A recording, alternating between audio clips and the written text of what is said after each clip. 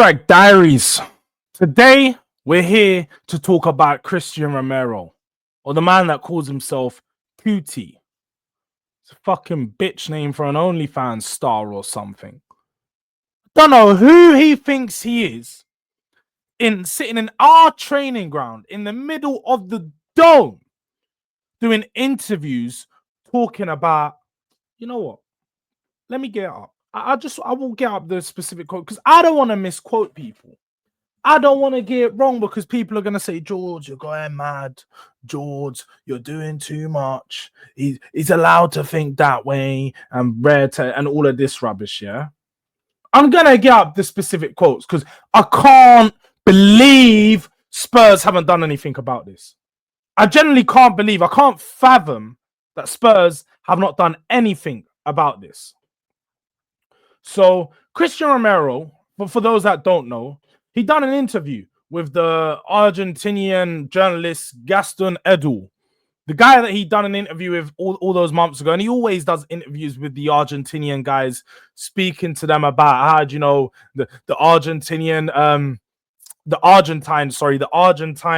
medical team is so good, and about how he loves going away to there and how he's got some great ambitions and all of this stuff, which is all nice to hear and so on and so forth, yeah? But this is mid-season. This is an interview that was done a few weeks ago. It says, we're in the Europa League semi-finals, and I want to finish the season on a high note. After that, we will see. My focus is always on growing and looking for new places to continue developing. I need to play in Spain to compete in all the major leagues. He wants to play in Spain, he said. So then get the fuck out of our club. We don't want you here with the performances you're putting out.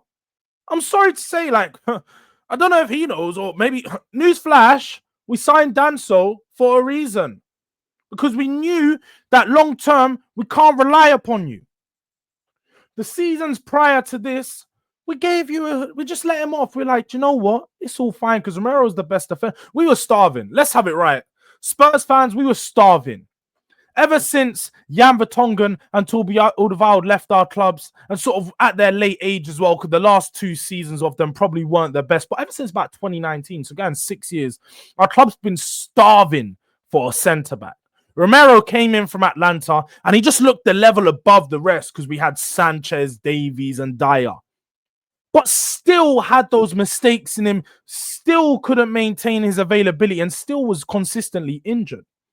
Now, last season, it presented, improvement. We've seen the best of Romero at Spurs. He played quite a lot of games, still missed a hefty chunk of the season of about 2 to 3 months. But when he was available, he maintained a certain level of consistency. You'd be like, yo, this is the guy. Rolls Royce, Rolly Romero, you know, all of that stuff that I used to do. But then came back this season and was shit. Trash. Giving away free kicks after free kicks, fouls after fouls, and how many goals were conceded due to his lapses in concentration? Brighton, Palace, Ipswich. I can go through the games. So many games where Romero's just at fault with his poor defending. Bournemouth more recently. The game that just got Wolves. Like every other game, Romero's making stupid mistakes, and it's so clear to see his head isn't in the right place. Now, he did come out in December and allude to the fact that the club hasn't matched his ambition or matched the ambition of the other clubs like Chelsea, Liverpool, Arsenal, and the other clubs around us as to why we've not improved. Now, that's come out in a few players, and us as fans, we can accept that. The club's not matched the players' ambitions, not matched our fans' ambitions. But regardless of that, you are captain, vice captain. Romero is our vice captain. So he should always be leading by example. Always be leading on the pitch, whether it's through his words or whether it's through his play. Need to make sure you're setting an example for not just the younger players, but for the fans, the young fans, the people watching, to the management team, to everyone who's watching Tottenham. You need to be setting an example. But no, Romero does the complete opposite of that every time we see him. He loses his head. loses his head 95th minute of a biggest game of the season. Romero is just like, oh, I want to tackle. I want to tackle. Waits right to the end. Oh, go on then. He just flies into a challenge stupidly. Could have been a red card. He's lucky he only got a yellow, but it could have been a red card at the end of that game against Frankfurt.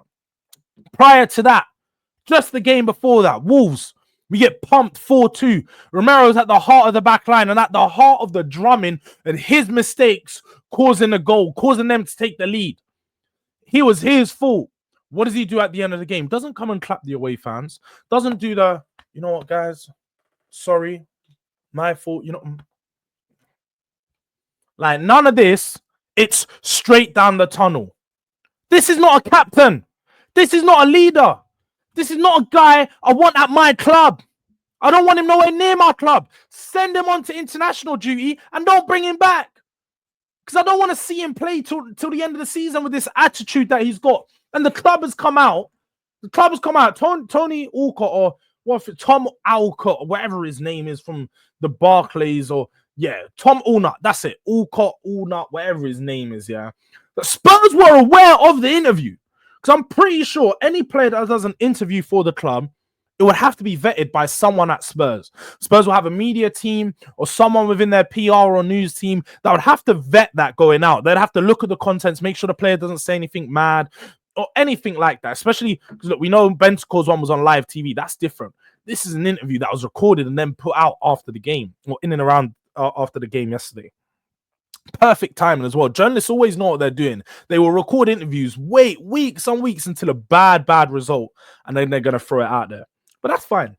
They throw it out there, and the club says, yeah, they've seen it, but they're not going to take any disciplinary action. Well, what do you mean?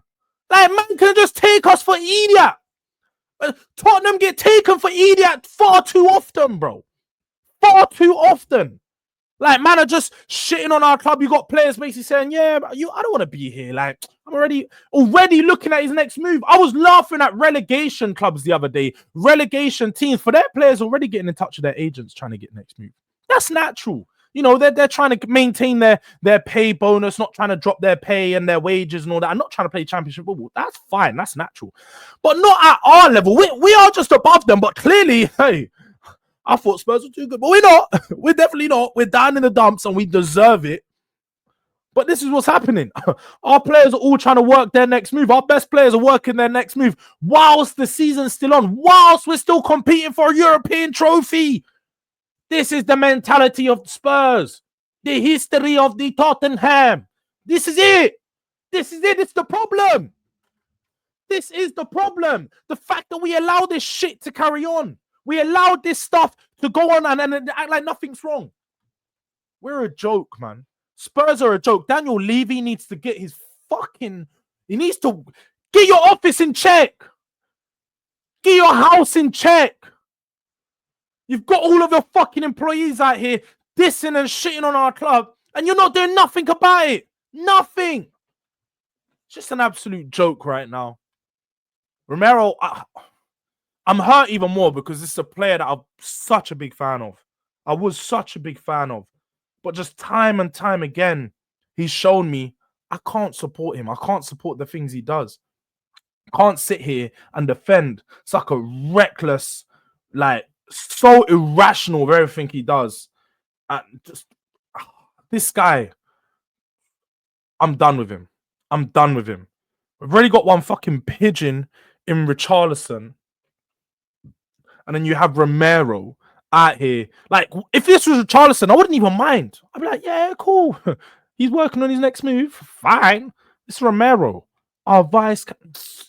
You know what, people? Look, Durag Diaries. Make sure you subscribe to the channel if you haven't already. Road to 2K, as you can see above here. We're trying to get more consistent with the videos and all of that. Trying to double down and give you guys more content. So make sure you like. It don't take a second. Definitely doesn't cost a thing. And yeah, man, keep a lookout for all the other stuff. So tap the post notification bell for more videos, more content coming your way. Durag Diaries. Peace, peace.